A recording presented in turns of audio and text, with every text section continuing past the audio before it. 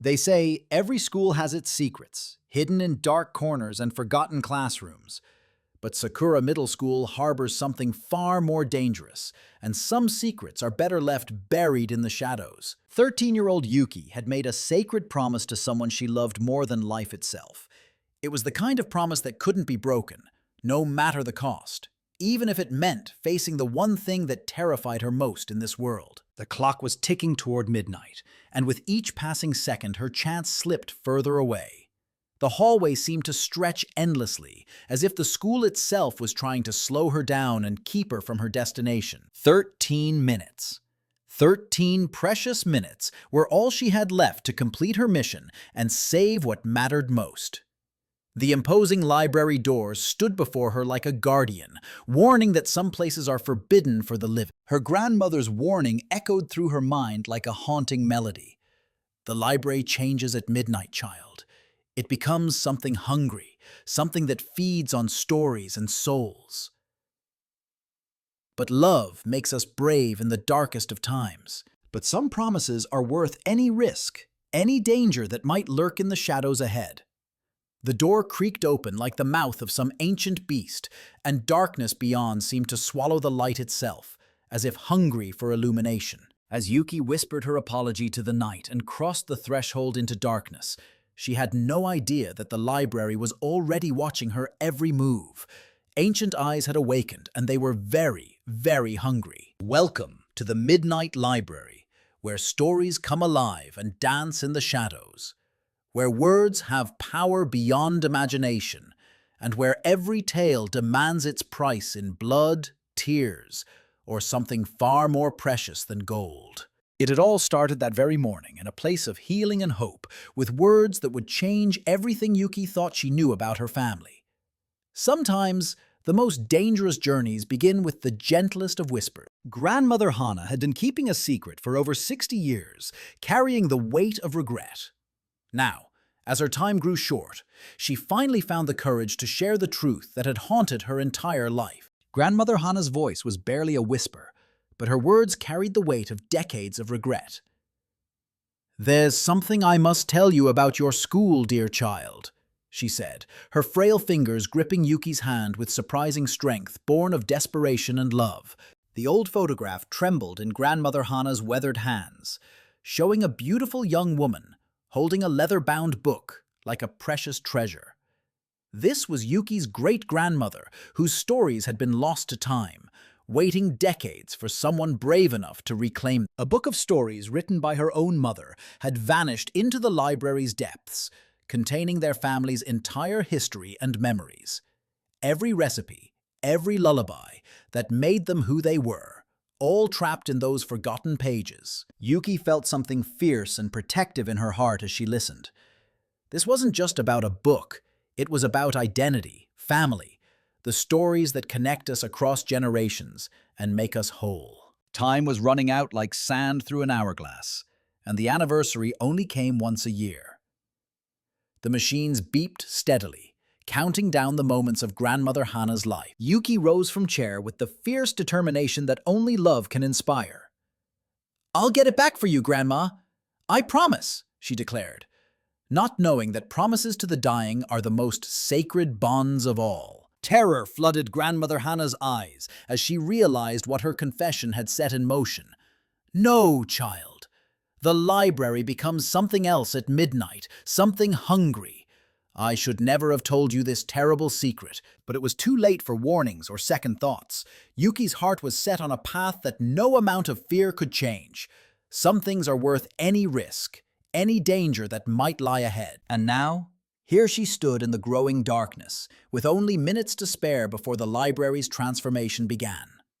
The memory of her grandmother's tears gave her strength. At first glance, nothing seemed different about the library, but the air itself felt thick, as if the very walls were holding their breath, waiting for midnight to unleash something that had been sleeping for far too long. Then the library revealed its true nature, growing beyond the laws of physics. Shelves stretched impossibly high into darkness above, filled with more books than could ever fit in any earthly space. Thousands upon thousands of books surrounded her in towering columns. Ancient volumes, modern stories, and books that looked like they had never been written by human hands, all watching her with an intelligence that made her skin crawl. And then the whispers began like a gentle breeze, but these weren't natural sounds. These were voices of hundreds, maybe thousands, all speaking at once in languages both familiar and utterly alien to human ears. The words became clearer now, intertwining like a haunting chorus of the desperate. Story. Tell us a story. We're so hungry. We've been waiting so long. Give us your dreams. We need to know how your story ends. 8 minutes until midnight. 8 minutes to find what she came for and escape before the library's hunger consumed her completely. But the deeper she walked into this maze of knowledge, the more lost in its infinite corridors. Far in the distance, barely visible through the labyrinth of towering shelves, a warm golden light beckoned to her like a lighthouse in a storm. It pulsed rhythmically, like a heartbeat. That had to be the great-grandmother's book. But the library had its own plans for its midnight visitor. As Yuki moved toward the mysterious light, heavy volumes of books began tumbling from the shelves behind her, crashing to the floor and blocking her path. She was trapped now, whether she wanted to be or not. A massive leather-bound tome opened itself directly in front of her, its blank pages fluttering. The book was ancient, its covers worn smooth by countless hands, and its pages thirsted for stories like a desert thirsts for rain. An ethereal voice from the book, like morning mist, neither male nor female, neither young nor old, but something far more ancient. Tell us your story, child, and we will show you the way. More books began opening all around her, then hundreds, their blank pages rustling like whispered promises and veiled threats. Yuki realized with growing terror that she wasn't just searching for a book, she was trapped in a supernatural negotiation for her very soul. Midnight arrived with the weight of destiny itself, 12 deep chimes echoing through the supernatural space like a funeral bell. The library's true power awakened with each resonating note, and reality began to bend and twist into shapes that human minds were never meant to comprehend. The transformation was complete now, and the Midnight Library claimed its full dominion over reality. Shadows danced on walls, while books floated through the air like ghostly spirits, their pages whispering secrets from beyond the veil of the living world. 1,000 glowing eyes opened on the covers of the floating books, all fixed on Yuki with an intensity that made her soul tremble. They weren't just books anymore. They were living entities, hungry predators that had been starving for decades. With her heart pounding like thunder, Yuki took a deep breath and found courage in the darkness. "Okay, I'll tell you a story," she declared, her young voice shaking but filled with the kind of determination that only love can inspire. She spoke of love, of family bonds that grow stronger with time, and of courage that blooms in the darkest hours. As her words filled the air, the golden light began to pulse brighter, and the books leaned in closer, drawn to the power of her truth. There it was, her great-grandmother's book, floating peacefully in a sphere of warm golden light that seemed to hold all the love and wisdom of generations past. The leather cover was worn but beautiful, and she could almost hear her ancestor's voice calling from within its pages. But as her fingers stretched toward the precious volume, the spirits suddenly turned hostile, their whispers becoming angry snarls. "Your story isn't finished. Stay and tell us more. Stay forever and feed our endless hunger with your memories." The books began swirling around her like a violent tornado of paper and binding, pages whipping through the air with supernatural force. "The library has become your beautiful prison," they shrieked. "You can never leave us now. We have been so lonely, so very hungry for so very long." But sometimes the greatest wisdom comes to us in our darkest moments, when fear strips away everything except the truth that matters most. In the chaos and terror, Yuki suddenly understood something that the books had forgotten over their long years of isolation and hunger. She reached through the swirling madness and grasped her great-grandmother's book with both hands.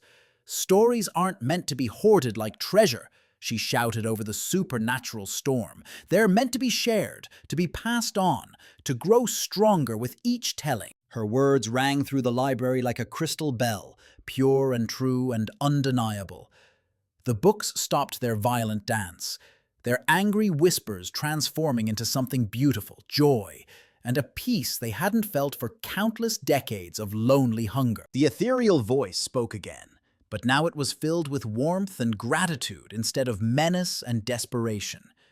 You understand at last, brave child.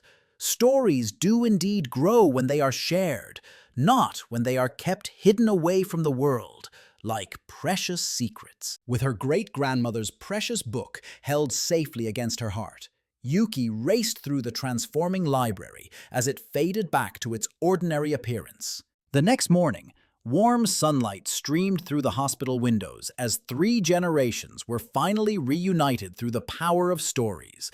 Grandmother Hana wept tears of joy as she read her mother's words aloud, feeling the broken chain of family history magically restored. Some say the Midnight Library still appears to those brave enough to seek it, but now it offers gifts instead of traps. And if you visit Sakura Middle School, you might notice one book that glows softly, reminding us that the best stories bring us together.